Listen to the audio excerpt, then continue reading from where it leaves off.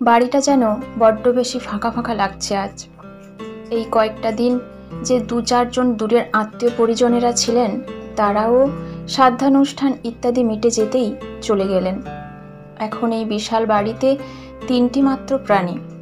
যদিও 3 জন কাজের লোক আছে, তাদের মধ্যে একজন বিনামাসেই দিনে রাতে থাকে, বাকিরা যে যার কাজ সেরে চলে যায়।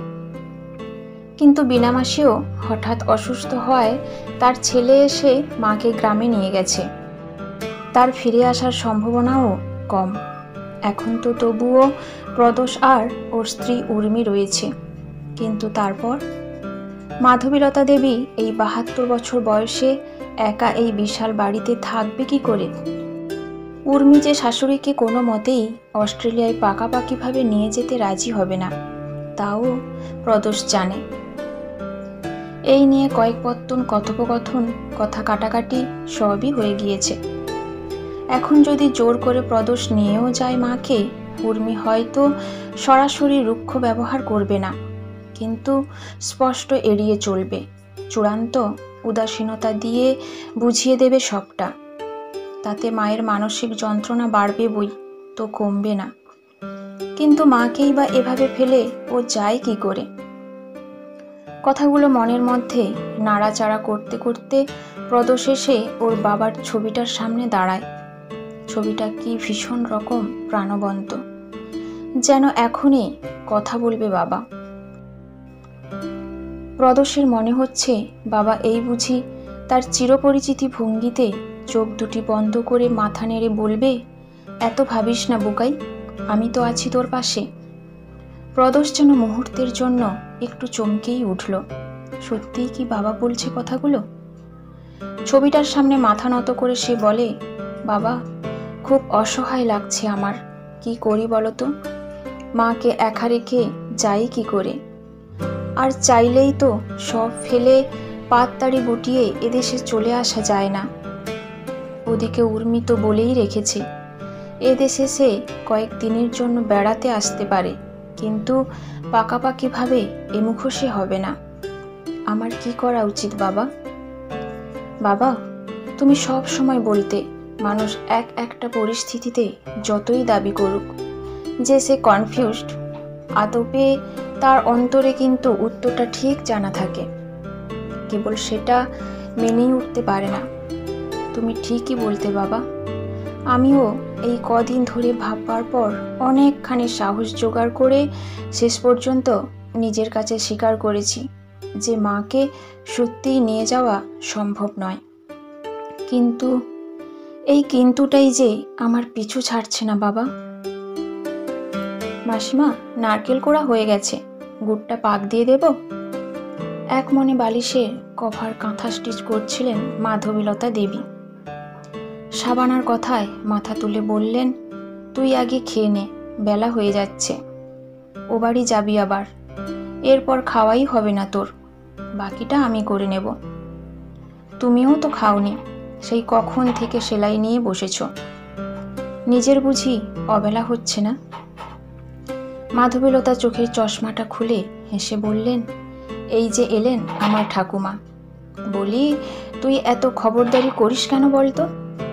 সাবানা লাজুক হেসে এগিয়ে এসে মাধবীলতার হাতে থাকা হালকা হলুদ রঙের এক জোড়া মাথার বালিশের কভারের ওপর লাল কালো সুতো দিয়ে করা সেলাইটার দিকে মুগ্ধ হয়ে তাকিয়েছিল। সত্যিই মাসিমা, এই বয়সেও কি দারুণ নিখুঁত কাজ গো তোমার।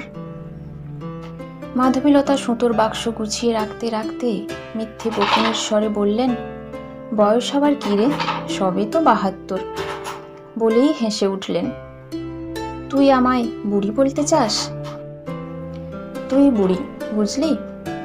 তারপর দেওয়াল ঘড়িটার দিকে নজর যেতেই বলে উঠলেন, এই হলো তোর বদ অভ্যাস, এমন সব বক বক জুড়ে দিস যে সব কাজ বিগড়ে যায়। সর দেখি, 2টো বাজতে আসলো, এখনো নাড়ু করা বাকি, আচারটা প্যাকিং করা হয়নি, আরও টুকিটাকি গোছগাছ সারতে হবে। দেখ, বালিশের কভারটাই না শেষে ভুলে যাই। বলেই সেটা একটা সুন্দর বাক্সে ভরে মুখটা এঁটে দিলেন ভালো করে। তারপর সাবানাকে বলতে লাগলেন, সামনেই ওদের বিবাহবার্ষিকী। ভেবেছিলাম গোটা একটা বিছানার চাদরের সেট সেলাই করে দেব, কিন্তু এত কম সময়ে আর হলো কই। অন্তত বালিশের কভারটাই দিই। দেখ, আবার বকে চলেছি আমি। তোর সঙ্গদোষে দেখছি আমি বিগড়ে যাচ্ছি শাবানা। বুকাই আর উর্মি চলে আসবে 4টে নাগাদ। সব আগে ভাগে গুছিয়ে না রাখলে ঠিক কিছু না কিছু ভুলব, আর যাওয়ার আগে ওদের সাথে একটু ঠিকমতো কথাও বলা হবে না। সর সর সর বলে শাবানাকে চূড়ান্ত তাড়া দিয়ে মাধবীলতা ওভেন ধরিয়ে গুড় জাল দিতে শুরু করলেন। শাবানাও ভাতের থালাটা নিয়ে এক মনে খেতে শুরু করলো। সারা ঘরময় গুড় জাল দেওয়ার গন্ধে মম করছে। তোদের ফেরার টিকিট কবে বুকাই? আগের দিন রাতে ঠিকমতো ঘুম না হওয়ার প্রদোষ ব্যালকনিতে রাখা আরাম কেদারায় চোখ বুজে শুয়েছিল। উর্মিও একটি বই হাতে চুপ করে বসেছিল উল্টো দিকের চেয়ারে। ওরও মেজাজ চটে আছে। গতকাল রাতে আবারও শাশুড়িকে সাথে করে বিদেশে নিয়ে যাওয়া নিয়ে প্রদোষের সাথে এক পত্তন কথা কাটাকাটি হয়ে গেছে। ও ঠিক করেই নিয়েছে আর যেদিন আছে সেটা ও ওর বাপের বাড়িতেই কাটাবে। যদিও ওর শ্বশুর বাড়ি আর বাপের বাড়ির মধ্যে মাত্র 4টে বাড়ির দূরত্ব, কিন্তু প্রদোষের হাবভাব ওর আর কিছুতেই সহ্য হচ্ছে না। প্রদোষকে সেই কথা বলবে বলেই এসেছিল। তখনই মাধবীলতা দেবী ছেলে বুকাইকে প্রশ্নটা করলেন। মায়ের গলার আওয়াজ পেয়ে সোজা হয়ে বসল প্রদোষ। কিছুক্ষণ মায়ের মুখের দিকে তাকিয়ে রইল প্রদোষ। ছেলেকে চুপ থাকতে দেখে মাধবীলতা দেবী আবারও বললেন, তোর আর উর্মির কাজের ক্ষতি হচ্ছে না? তোরা তো 1 মাসের ছুটি নিয়ে এসেছিলি। সে তো তোর বাবার সমস্ত কাজ মিটতে মিটতেই ছুটির মেয়াদ ফুরিয়ে গেছে। তারপরও দিন 15 হয়ে গেল, টিকিট করছিস না কেন? মাধবীলতা দেবী এতটাই সহজ সাবলীলভাবে কথাগুলো বলছেন, ঠিক যেমন ছোটবেলায় গরমের ছুটি ফুরিয়ে এলেও প্রদোষ যখন মামার বাড়ি থেকে ফেরার নাম করতো না, তখনও ওর মা এভাবেই বলতো। প্রদোষ ভেবে পায় না এই মানুষটা কিভাবে এত সহজে কথা বলতে পারছে। অপরদিকে আপাত দৃষ্টিতে শাশুড়ির কথায় উর্মির উৎফুল্লিত হওয়ার কথা, অথচ কেন জানি উর্মিও প্রাথমিক চমকটা কাটিয়ে উঠতে পারছে না। মা, তুমি আমাদের চলে যেতে বলছো? প্রদোষের গলায় এক বিষাদ মিশ্রিত অভিমান। মাধবীলতা দেবী ছেলের দিকে তাকিয়ে বললেন, ও মা, হঠাৎ তোদের আমি চলে যেতে বলবো কেন বুকাই? এ কি আমি নতুন জিজ্ঞেস করছি? প্রতিবারই তো তোরা এসে বেশ কিছুদিন থাকার পরই তো তোদের ফেরার দিনক্ষণ জিজ্ঞেস করি। তাতে আমার সমস্ত কিছু গুছিয়ে দিতে সুবিধে হয়। আবার ওভাবে বলছিস কেন?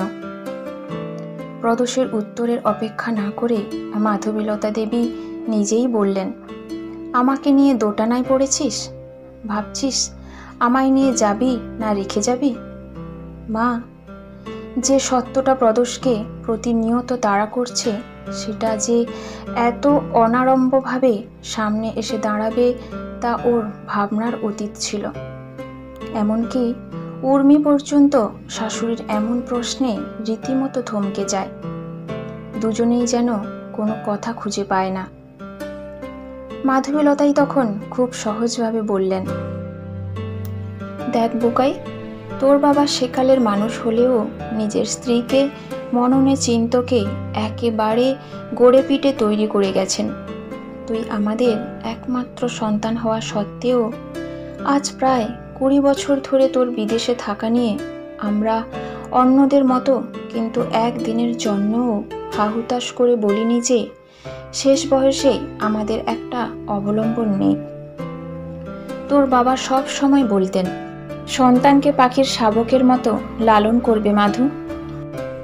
মনে রাখবে, একদিন সে নিজের আকাশে খুঁজে পাবে ডানা মেলে উড়ে যাবে, নিজের মতো করে বাসা বাঁধবে। অত সহজ স্বাভাবিক ব্যাপারগুলো পাখিসহ সব প্রাণীই তো দিব্যি মানতে পারে। এক স্বার্থপর মানুষেরই যেন তা কিছুতেই বোধগম্য হয় না, কিছুতেই সহজ সত্যটা মানুষ মানতে পারে না। তাই তুই আর উর্মি এখন নিজেদের আস্তানায় ফিরবি, এটাই খুব স্বাভাবিক। এ নিয়ে স্বর্গীয় অতনু গাঙ্গুলির ছেলের এমন অহেতুক চিন্তা কিন্তু মানুষটার উন্মুক্ত চিন্তনকে, শিক্ষাকে প্রশ্নের মুখে দাঁড় করায় বুকাই। তাছাড়া শেষ বয়সে যখন তোর বাবা আর তোর খবরদারি থেকে রেহাই পেয়ে ঝাড়া হাত পা থাকবার এমন সুবর্ণ সুযোগ পেয়েছি, তা বাপু আমি কোনো শর্তেই হাতছাড়া হতে দিতে নারাজ। শুধু উর্মি কেন, আমিও আমার স্বাধীনতার সাথে কোনো আপোষ করতে পারবো না। না মানে না না। কি রে উর্মি, ঠিক বলেছি কি না বল? এখন আমি নিজেই নিজের অভিভাবক, দিব্যি লাফালাফি করে বাকি দিনগুলো কাটাবো। কথাগুলো সারল্য মাখা কণ্ঠে বলে ৭২-এর মাধবীলতা এমন গম্ভীর এক আলিঙ্গনে জড়িয়ে ধরলেন উর্মিকে যে সে বেচারি তখন কেঁদেই ফেলল। কিন্তু মা প্রত্যুষ কিছু একটা বলতে যাচ্ছিল, তাকে থামিয়ে মাধবীলতা দেবী বললেন, না বুকাই, আর কোনো কিন্তু নয়। মনে রেখো, ভালোবাসার বাঁধনেও একটা দূরত্ব বরাদ্দ করা উচিত, তাতে ভালোবাসা দীর্ঘায়িত হয়। ভালোবেসে তুমি কাউকে যদি খুব শক্ত করে জড়িয়ে ধরো, তখন তার হাঁসফাঁস লাগবে, আর তারপরেই সে সব বাঁধন ছেড়ে পালিয়ে হাঁপ ছেড়ে বাঁচতে চাইবে। মানুষ বড্ড বেশি ভালোবাসা দেখাতে গিয়ে গাছের ফুল ছিঁড়ে ফুলদানিতে সাজায়, তাতে কি আর তাকে আজীবন সজীব রাখতে পারে? কদিন পরই মুর্ষে যায়। ভালোবাসলে আগলাতেই হবে, এমনতর যুক্তির মানে কি? উন্মুক্ত করেও দিব্যি বেঁধে রাখা যায়। আর তুমি হয়তো ভাবছো এই বুড়ো মাকে রেখে গেলে আর দেখা হবে কিনা। মা, কেন তুমি এসব কথা? মাধবীলতা আলতো হেসে বলেন, এতে এত উত্তেজিত হওয়ার কিছু নেই বুকাই। দেখো, কেউ আজীবন টিকে থাকবে না। একে অপরের কাছাকাছি থাকলেও কি চিরদিনের জন্য কাছে রেখে দেওয়া যায়? তোমার বাবাকে কি রাখতে পারলাম আমি? আগে কিংবা পরে পালা সবারই আসবে, পালা বদল হবেই। তাই বলে সমস্ত কিছু ফেলে গালে হাত দিয়ে এই নিয়ে ভাবলে চলবে? যদি পরের বারে দেশে ফিরে আমার সাথে দেখা হয় তো জমিয়ে আড্ডা হবে আমাদের, তা না হলে তোলা থাকবে সেই আড্ডা। এ আর এমন কি? ঠিক কোথা থেকে এই মানুষটা বুকে এত বল পায়, যা দীর্ঘ ৫১ বছরের সাথী চিরদিনের জন্য চলে গেছে মাত্র দিন ২৫ আগে। সে কত অবলীলায় অনুচ্চারিতভাবে বলেই দিল যে তার একমাত্র পুত্র আর পুত্রবধূর সাথে এটাই হয়তো শেষ দেখা। এই বলার মধ্যে কোথাও এতটুকু জড়তা নেই, নেই কোনো চাপা অভিমান। প্রদোষ ওর বাবার মধ্যেও এই একই ব্যাপার বারবার দেখে এসেছে, কিন্তু মা যেন ওর আরোই বলিষ্ঠ। কই, ও তো এদের সন্তান হয়েও এত দৃঢ়তা আনতে পারেনি। মাসিমা, দাদাবাবু আর বৌদিমণি এসে পড়েছে গো, আমি চট করে ও বাড়ির কাজটা সেরে আসছি। শাবানা একতলার বারান্দা থেকে হাঁক দিয়ে বেরিয়ে গেল। যাওয়ার আগে উর্মির হাতে থাকা ট্রলি আর দুটো ব্যাগ ওপরে পৌঁছে দিয়ে এলো। মাধবীলতা নাড়ুর কৌটোটা ভালো করে এঁটে হাত ধুয়ে রান্নাঘর থেকে বেরিয়ে এলেন। হ্যাঁ রে বুকাই, কোথায়? ও আসছে মামনি, তুমি খেয়েছো? না খেয়ে উপায় আছে? আমার ঠাকুমাকে দেখলি না, এক্ষুনি বেরোলো। কথাগুলো যে শাবানাকে উদ্দেশ্য করেই বলা তা উর্মি বুঝতে পারে। শাশুড়ির কথা বলার ধরনে সেও হাসতে থাকে। এরপর ছেলে বৌমার সাথে ঘণ্টা তিনেক জমিয়ে আড্ডা দিলেন মাধবীলতা। সমস্ত গুছিয়ে ব্যাগে ভরে দিলেন, আর দিলেন ওদের বিবাহবার্ষিক উপলক্ষে বানানো উপহারের প্যাকেটটা। বলে দিলেন ১লা ডিসেম্বরের দিনই যেন প্যাকেটটা খোলা হয়। উর্মির চোখ সিক্ত হয়ে উঠল। সে শাশুড়িকে জড়িয়ে ধরে বলল, আমার মতো স্বার্থপর একটা মানুষকে কেন এত ভালোবাসো তুমি? যদি বলি মানুষ হিসেবে তুই নিজের ভালো লাগা মন্দ লাগাকে এতটা প্রায়োরিটি দিস বলেই ভালোবাসি তোকে? অদ্ভুত শোনাচ্ছে বল? প্রথম প্রথম তোকে সত্যিই খুব স্বার্থপর মনে হতো, নিজের টুকু ছাড়া কিছুই না বোঝা একটা মানুষ। শাশুড়ির এমন অকপট স্বীকারোক্তি শুনে অবাক না হয়ে পারে না উর্মি। মাধবীলতা বলে চলেন, একদিন তোর শ্বশুর মশাইয়ের কাছে আমার মনের কথা বলতেই উনি বললেন, উর্মির মতো তুমিও যদি এমন একটা জীবন পেতে যেখানে নিজে চাকরি করছো বিদেশে, স্বামীও সেখানেই কর্মরত, নিজের মনের মতো করে সাজানো একটা জীবন, তখন সত্যি কি 10 জনের মন রাখার জন্য কথায় কথায় আপোষ করে চলতে মাধু? সেদিন নিজের মনের ভেতরে উঁকি দিয়ে দেখেছিলাম কোথায় যেন তোকে বড্ড ঈর্ষা করি আমি। নিজের কাছেই নিজে খুব লজ্জা পেয়েছিলাম জানিস। আমার মন পড়তে পারা মানুষটাও বুঝেছিল আমার সেই লজ্জা। খুব সাবলীলভাবে সে বলেছিল, এতে লজ্জার কিছু নেই মাধু, মানুষের ধর্মই তাই, নিজে যা কিছু পায়নি অন্যকে তা পেতে দেখলে হয় দীর্ঘশ্বাস পড়ে, নয় ঈর্ষা মাথা চাড়া দিয়ে ওঠে। জানিস উর্মি, সেদিনের পর থেকে আমিও একটু আধটু স্বার্থপর হয়ে বাঁচার চেষ্টা করেছি। সত্যি বলছি, মন্দ লাগেনি। নিজেকে ভালোবাসাটা যে অপরাধ নয় তা তোর কাছেই শেখা। আমার কাছে তাই তুই পারফেক্ট। ওদের কথার মাঝখানেই নিচে গাড়ির হর্ন শোনা গেল। ওই দেখ, গাড়ি চলে এসেছে। বুকাই হাঁকডাক শুরু করেছে। শাবানা খুকির মা ধরাধরি করে সমস্ত ব্যাগ নিচে নামিয়ে দিল। মাধবীলতা তদারকি করে দেখছেন সব নেওয়া হলো কিনা। পাসপোর্ট, ভিসা, অন্যান্য দরকারি কাগজপত্র, ঘরের চাবি। তারপর বুকাই আর উর্মিকে স্নেহের চুম্বন দিয়ে বলল, এমন মন খারাপ করিস না তো তোরা, চটপট দেখা হবে। এক পেটুক জ্যোতিষী বলেছিল আমি 90 পেরোবো, তার মানে এখনো অনেক দিন আছে।